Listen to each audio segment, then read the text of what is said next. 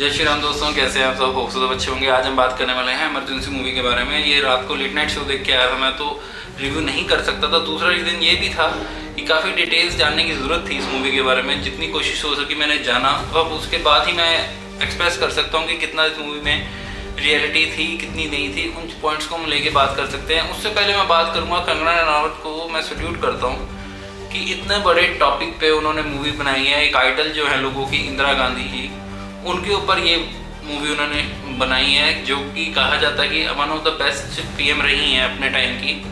लेकिन उनके साथ कुछ काला इतिहास भी जुड़ा है, लाइक इमरजेंसी, जिसके ऊपर पूरी मूवी डिपेंडेंट है। हालांकि मूवी में इमरजेंसी के अलावा भी बहुत कुछ दिखाया गया है।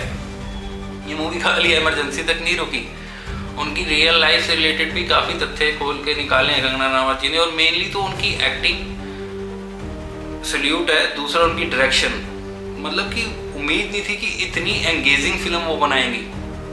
पूरे थिएटर में सारे शांत होकर इस मूवी को देख रहे थे, किसी ने शोर शराबा नहीं मचाया।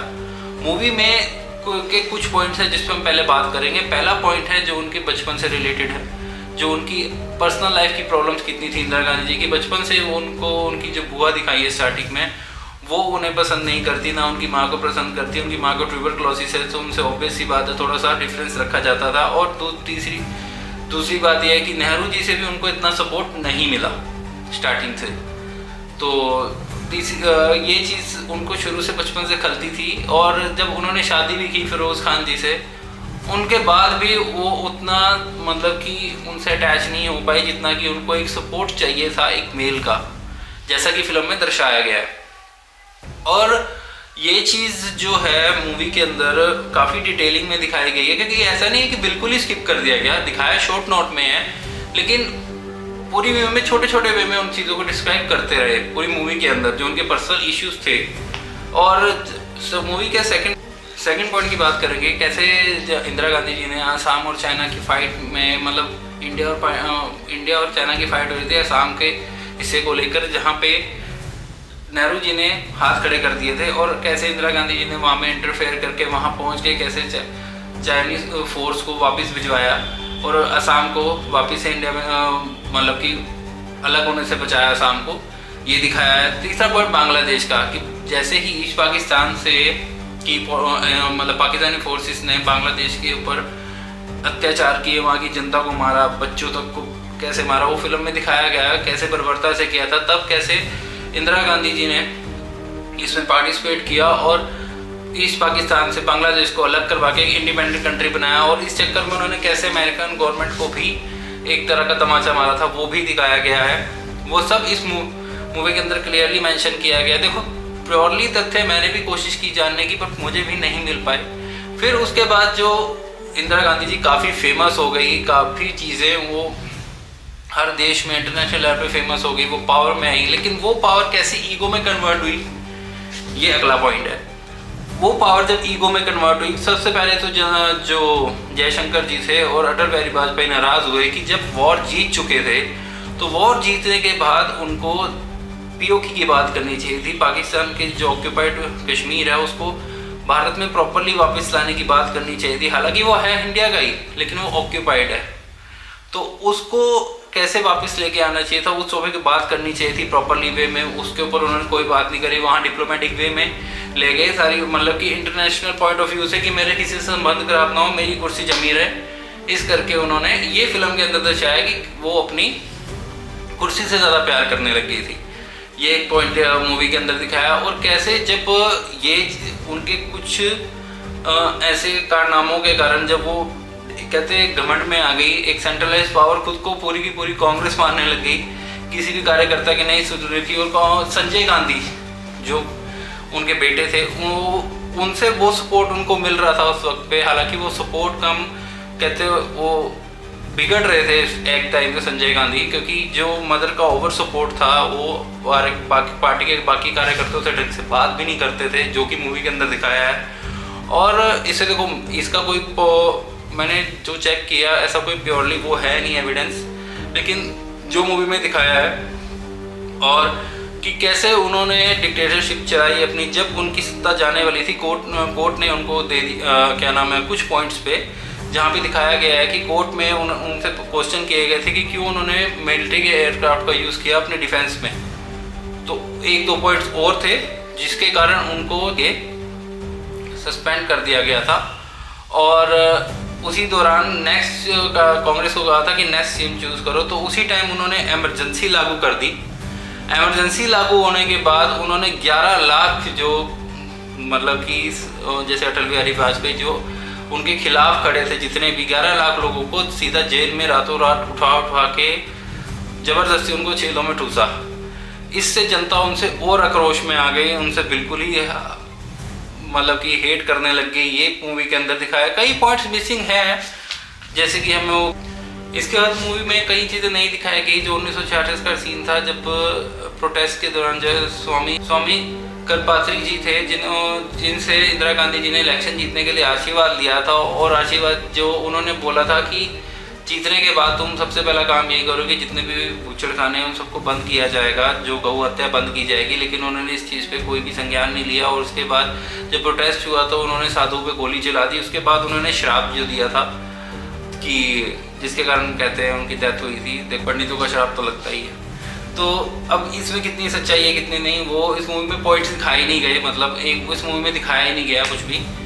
बाकी बात करें, काफ़ी पॉइंट्स है मूवी के अंदर दिखाने वाले। बांग्लादेश के जो फर्स्ट प्राइम मिनिस्टर थे उनके ऊपर गोलियां चलाई गई, शेख हसीना जी के फादर उनको मारा गया, और उसके बाद जो थी वो और ज़्यादा डर गई, तो उन्होंने 1 साल तक और जो था इमरजेंसी नहीं हटाई, वो डर गई थी।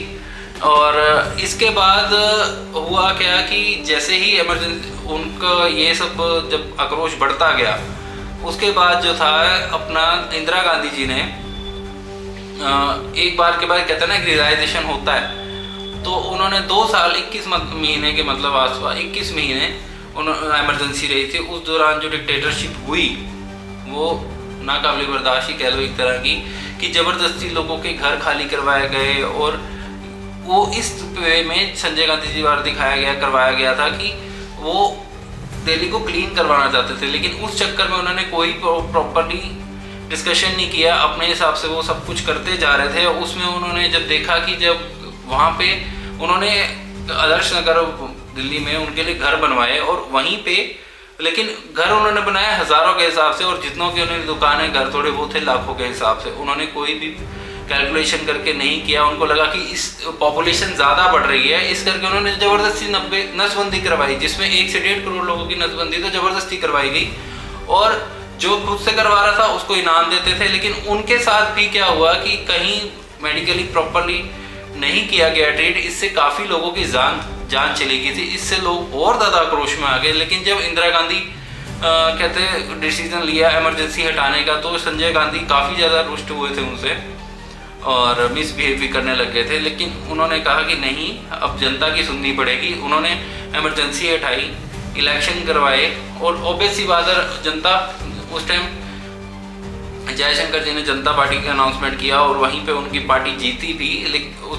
लेकिन हुआ क्या कि जैसे ही जयशंकर जी ने इस्तीफा दिया और उनकी डेथ हो गई, उसके बाद पार्टी में डिस्प्यूट होने लगा। फिर से इंदिरा गांधी वापस आती हैं, कैसे वो देश को संभालती हैं एक नए तरीके से अपनी तानाशाही छोड़कर। उसी दौरान उनके बेटा जो है संजय गांधी, उनकी एयर क्रैश में डेथ हो जाती है। उससे पहले दिखाते हैं कि कैसे जो संजय गांधी है उससे इंदिरा गांधी अलग होने लगती है, क्योंकि वो एक अपनी पॉलिटिकल पावर बढ़ाना चाहते हैं, सत्ता बढ़ाना चाहते थे, ना कि वो ये करना चाह रहे थे कि देश के लिए कुछ, वो अपनी कुर्सी जमाना चाह रहे थे, अपना पॉलिटिकल करियर जमाना चाह रहे थे। तो वो चीज़ दिखाई गई। एक चीज़ दिखाई गई है जो ऑपरेशन ब्लू स्टार से रिलेटेड है, जो इंदिरा गांधी जी ने करवाया था। उसमें फिल्म में दिखाया गया कि उन्होंने किसी त्यौहार के टाइम, उन्होंने प्रॉपरली त्यौहार मेंशन नहीं किया, त्यौहार के टाइम जो था कि जब मिलिट्री भेजी थी गुरुद्वारा साहिब में, हमारे गोल्डन टेम्पल में, तो वहाँ पे उसके बाद जो था सिख कम्युनिटी उनसे काफ़ी रुष्ट हो गई थी, क्योंकि गुरुद्वारा साहिब में गोलियाँ चली थी और इस कारण उनसे सिख काफ़ी ज़्यादा रुष्ट थे। अब इस कारण हुआ क्या कि जब उनके पीए ने भी उन्हें बोला कि आपकी डिफेंस में काफ़ी सिख हैं, हम उन्हें हटवा देते हैं क्योंकि सिख आपसे कम्युनिटी आपसे बहुत रुष्ट है इस समय। इस करके क्या हुआ कि वो उनके साथ खड़े थे और गोल्डन टेम्पल के स्पेशली के सीन के कारण उनको और ज़्यादा गुस्सा आया। और हुआ क्या कि यही जो पिया की बात ना मानने की, भाई नहीं हर कोई ऐसा नहीं होता, उन्होंने नहीं हटाया और उनको मतलब उन पे गोलियां चला दी गई जिनसे उनकी हत्या। यही इस पूरी मूवी की कहानी है। मूवी खाली इमरजेंसी पे डिपेंड नहीं करती है, मूवी में हर तथ्य को, उनकी पूरी जीवनी को दिखाने की कोशिश की है कंगना रनावत जी ने। और लिटरली मैं बोलूँगा कि मूवी बहुत एंगेजिंग है, कहीं भी हमें बोर नहीं करती है। हम सीरियसली बैठ के मूवी को देखते हैं, कुछ ऐसा नहीं लगता कि कोई ज़बरदस्ती चीज़ इन्वॉल्व की गई है। और मूवी हर एक पॉइंट पे आपको डिटेलिंग में डिस्क्राइब करेगी हर चीज़ को। मूवी हर पॉइंट पे आपको डिटेलिंग में डिस्क्राइब करेगी हर चीज़ को। उनकी जीवनी को हर तरीके से जस्टिफाइड किया है मेरे हिसाब से। तो उनको इंदिरा गांधी जी ने कि क्या उनकी गलतियां थी, कैसी थी और कैसे वो उनसे उभर के बाहर आई, ये सब इस मूवी में दिखाया गया है। हालांकि देखो रियलिटी और फिल्म, देखो रियलिटी जो मैंने भी देखी है मोस्ट प्रोबेबली यही बताया गया है। और जितना कि दिखाया गया है कि कैसे एक ईगो आपको ले डूबती है, वो इस मूवी के अंदर एक लाइव एग्जांपल है। तो ये चीज़ें मूवी के अंदर काफ़ी क्लियर वे में दिखाई गई है। मुझे पर्सनली मूवी बहुत अच्छी लगी। आप लोगों को कैसी लगी ज़रूर बताना। वीडियो को लाइक एंड सब्सक्राइब करके ज़रूर जाना। जय श्री राम।